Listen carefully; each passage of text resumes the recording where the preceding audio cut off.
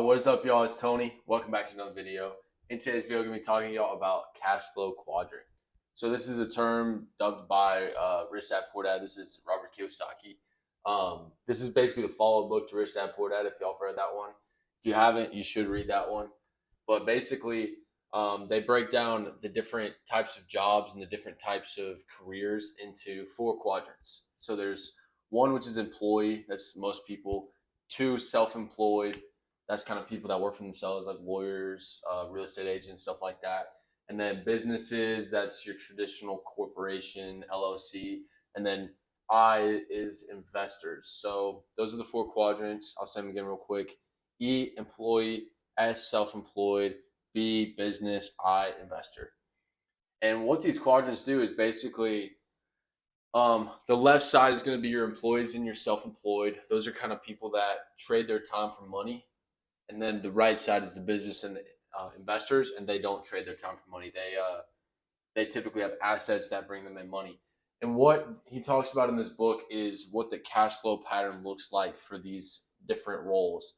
Now, for an employee, you're typically going to be paid by an employer, a business, and you're going to be, when you get paid, you're going to get taxes taken out, and then whatever you have left over is what you're going to be able to spend. Kind of similar with self-employed for the most part. If you're acting as a sole proprietor, that's kind of how that works. Or if you're a real estate agent, you pay taxes when you basically get paid. Versus a business, they actually, when they get revenue, they pay out their expenses first, and then they're taxed on whatever's left over. So they're taxed on the net. Same with investors. That's kind of how it is. So it's interesting. I think America kind of promotes, the school system kind of promotes you to being an employee. It's like, oh, go to school, go to college, get a good job, make a lot of money, or go become a doctor. What they don't tell you is that you're being taxed like crazy for that because it's all active income. Versus if you own a business or you're an investor, it's passive income and it's not getting taxed at the same level. And also, active income requires your time and energy. Passive income does not.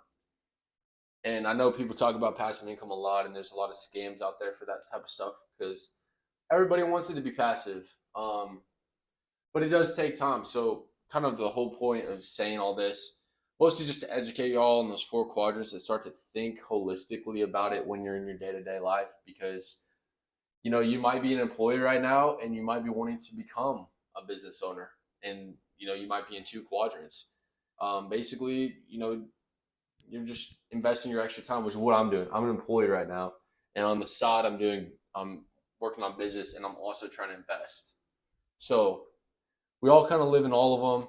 I just want y'all to be aware and start thinking about it more as you're out in society. It's just, how do these people make money? Are they employees? Are they self-employed? Are they business owners, or are they investors?